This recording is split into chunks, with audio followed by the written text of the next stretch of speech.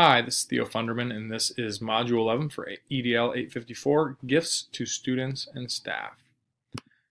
First thing we're going to take a look at are gifts to students, and when are they appropriate? So they've got it broken down into two different categories for when these gifts are appropriate, whether they're incentives or for student achievements. First off, incentives. Only if the student participated in a particular fundraising event can they be given a gift for that. The gift must be age appropriate, and the gift cannot take away from profitability. We'll note it later on in the presentation that it's usually like no more than 5%. Ideally, if you're doing a fundraiser, you are really trying to raise funds for a specific cause, so you don't want to take away from that cause by giving away gifts for something that the students are taking place.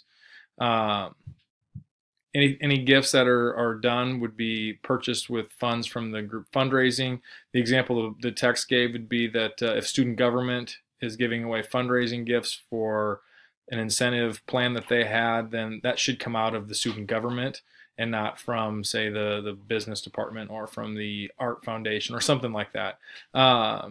Should not favor one group or over another. It should all be equitable and appropriate. For student achievement, if this is given out, usually you hear that for maybe academics and then athletics as well. Nominal value. Again, we don't want to be spending a lot of money for gifts for students. Obviously, our students deserve things, but we don't want to spend a great deal of money. Again, it should be age appropriate. And then the funding can come from, just all depending upon what it's for, the general fund, donations from parents, donations from PTA, or from the athletic fund, say for athletic banquets or something like that. You may give your students a gift. I know when I was coaching basketball, we would give our seniors a gift going away, maybe a picture, with a framed picture with some things attached to it that costs a little bit of money, not a great deal. Try to be creative and try to do right by the program itself. You have to be very careful with how the money is spent. The public is always watching, and the last thing you want to do is raise suspicions or make it appear that you're spending money recklessly. We rely heavily on the community to help us out, and you just want to make sure that you're very cognizant of that. Moving forward, gifts to staff. Just as with any financial dealing in a school district, all of your actions should follow specific written procedures and guidelines to ensure fidelity with all funds. Whether this group is meeting yearly to look at the procedures or meeting monthly to talk about how they're going to spend the money, this should be something that is talked about and revised and followed. Any gifts to staff should be reasonably priced. Again, the public eye is watching, and we want to be aware of what we're spending our money on. So in specific cases, you look at whether it's the wedding or a baby or a death of a family member. The nice thing to do is to pool your money together and give a gift. This would be a remembrance fund.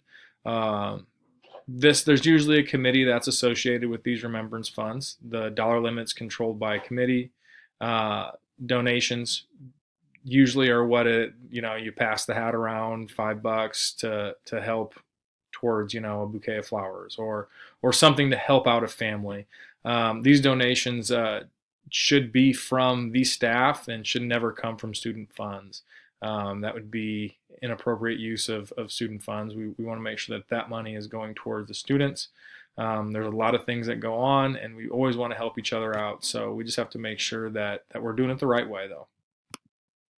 Fundraising incentive gifts.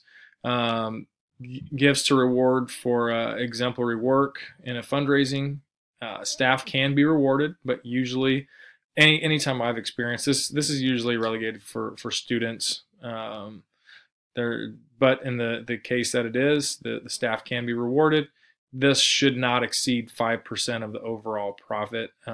Again, just have to make sure that we're using our money appropriately. All staff gifts. I think this is a commonplace thing for, beginning of the school year or Christmas time or at the end of the school year. This would be paid for by staff generated funds, usually donated by the PTA. It's nice to have parent teacher associations that are able to just keep an eye on things and help out where needed and maybe take care of some of the donations and streamline that process. If staff generates the funds, it should be used for the staff. Just like we talked about with the students, if the staff is making money, I know I've worked in places where they've got a jeans fund where, every time you wear jeans or something, you're supposed to give money away. But then that money is used for specific things, where maybe you have a soda machine in the teacher's lounge. That money would then go towards these type of gifts. If any money is allotted via the general fund, it should be minimal, as that money should be spent to benefit the entire school. So you don't want to bog yourself down by taking money out of the general fund and to use to give staff gifts. Now, if you do, just make sure that it is responsible and appropriate.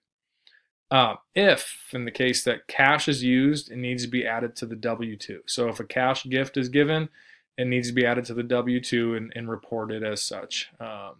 But this is not recommended. I've never really been anywhere where this would be a common practice.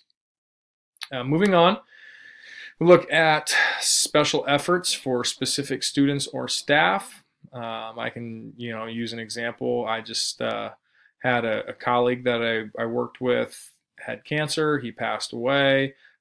He's got 2 young children, and so the school has done several fundraisers and different things like that to help, donate to the kids and help maybe the college fund or help with different things around the house, just to make life a little bit easier for a family that's in need. And you see a lot of these things take place where if a student were to fall ill or a student is in need, these type of things happen. Life provides unexpected circumstances, and in this case, schools may conduct fundraisers and ask for donations. I think you see a lot of these like websites that make it really easy to donate to families, but it still takes place sometimes through the school, and we just have to make sure that we do things responsibly and follow district procedures and do things right, because the auditors do come through and that's kind of out of your hands at that point. If any cash is given, then it should be reported to a W-2. Understanding this, it seems like maybe this would be a great opportunity to use the PTA to kind of help alleviate some of these issues. Moving forward and just kind of finishing things off, donations and fundraising and these type of things happen, and gifts are always great to give to our students and give to our staff. I think that it's just good rule of thumb to always remember to act very responsibly and to use great judgment and just be aware of what's needed in these cases. That will take care of Module 11. Thank you for checking things out.